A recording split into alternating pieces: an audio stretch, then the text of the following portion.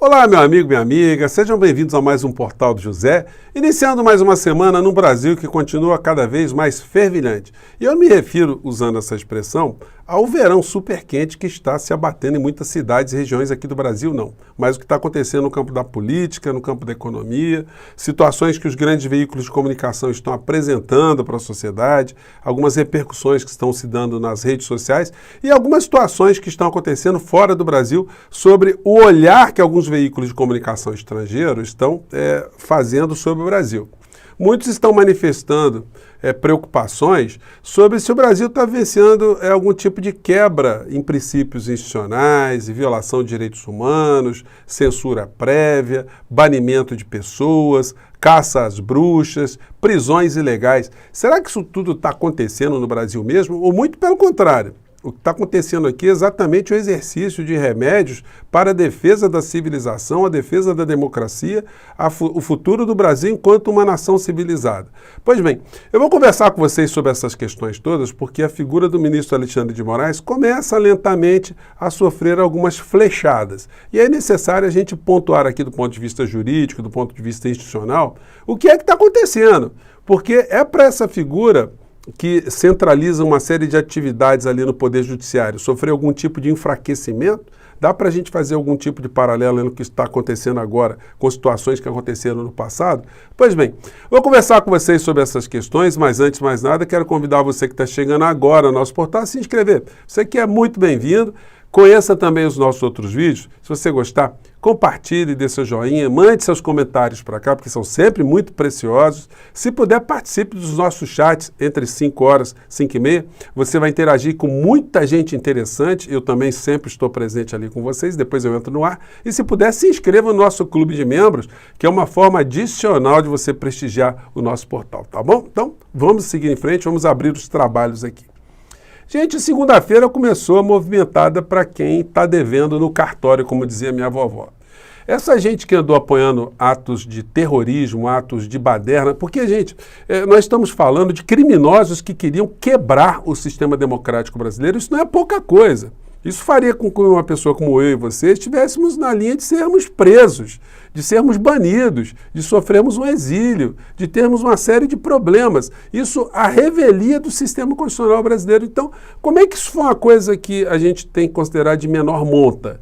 Se fazer uma intervenção militar, prender pessoas, retirar governantes eleitos, ministros nomeados dentro da nossa democracia para comporem determinados tribunais. Enfim, é uma situação, ou foram situações muito graves. Então a gente viu hoje a Polícia Federal prendendo alguns suspeitos de organizar e financiar atos golpistas. Muitos serão presos porque não são só aqueles que quebraram as vidraças, não. Quem ficou por trás vai ser responsabilizado do mesmo modo ou de modo muito mais intenso. E agora, vamos ver qual será o comportamento dessas pessoas depois dessas atividades, né?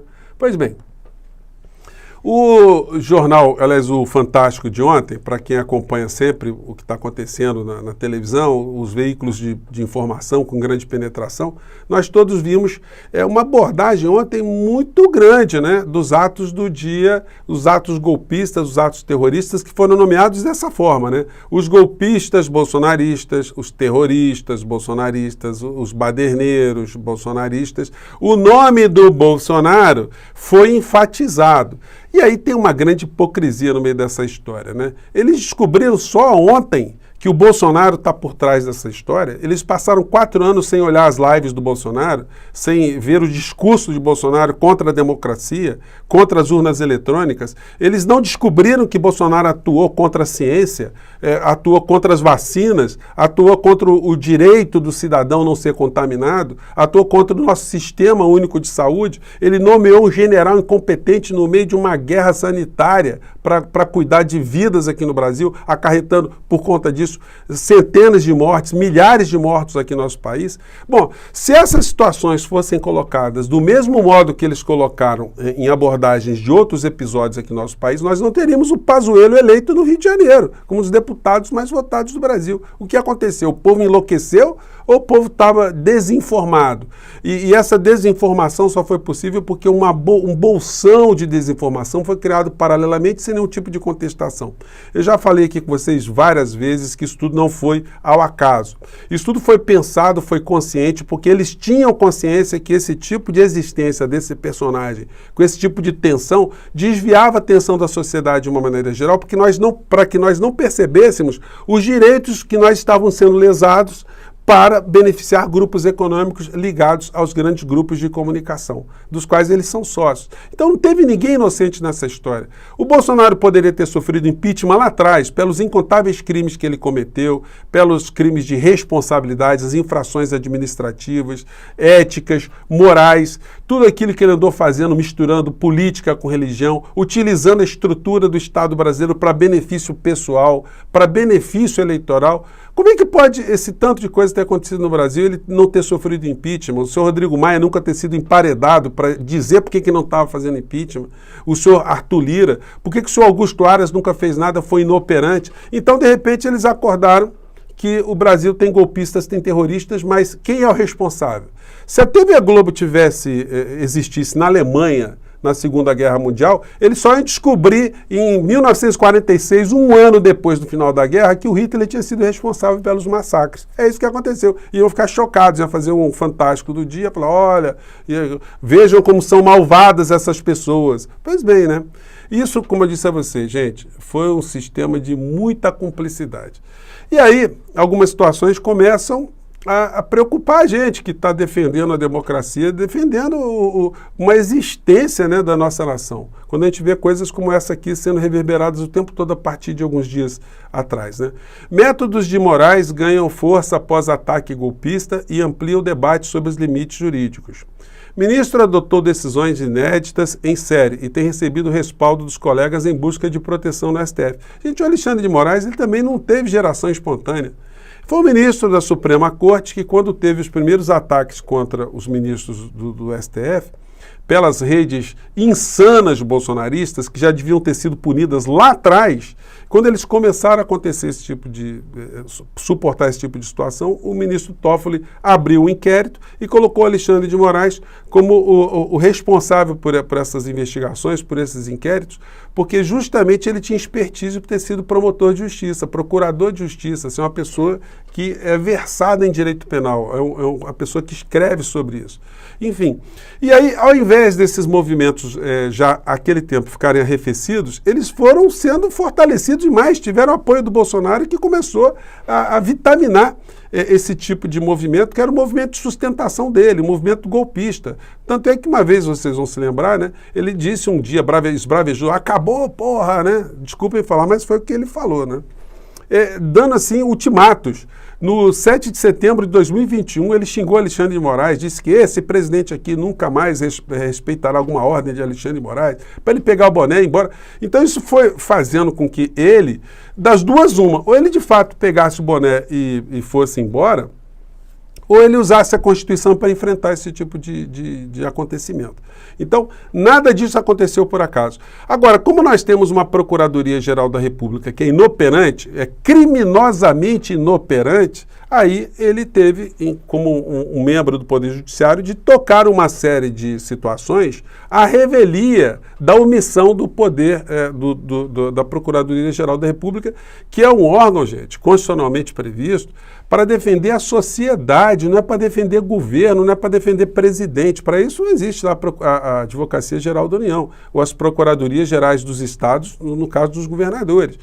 Mas essa distorção, ela foi admitida sem nenhum tipo de crítica pelos grandes veículos de comunicação, e isso enfraqueceu muito qualquer tipo de responsabilização de Bolsonaro, que estava o tempo todo protegido na essência, né? Porque proteger Bolsonaro significava proteger Paulo Guedes e os negócios dos grandes veículos de comunicação atrelados com outros grupos financeiros também.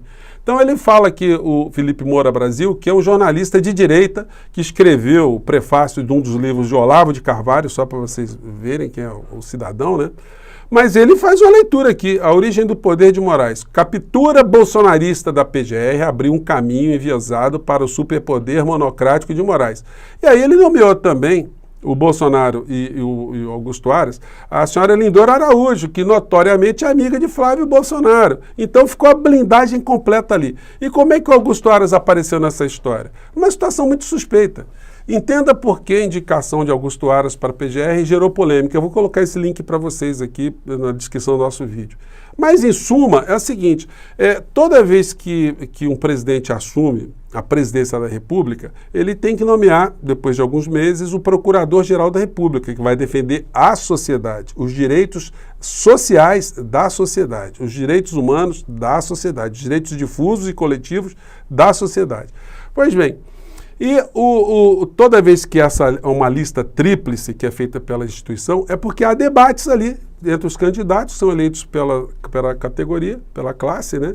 E o presidente da República escolhe um dos três. No caso do Bolsonaro, ele foi buscar alguém de fora. Mas não foi buscar alguém de fora dessa lista porque essa pessoa tinha muitas qualidades acadêmicas, não. É porque essa figura se apresentou como um comparsa, né? Um cúmplice, um acobertador de crimes que o Bolsonaro passaria a cometer na sequência. E aí, quando a gente pega aqui o canal O Antagonista, o Bolsonaro deu uma entrevista um tempo atrás, onde ele disse o critério que ele utilizou, né?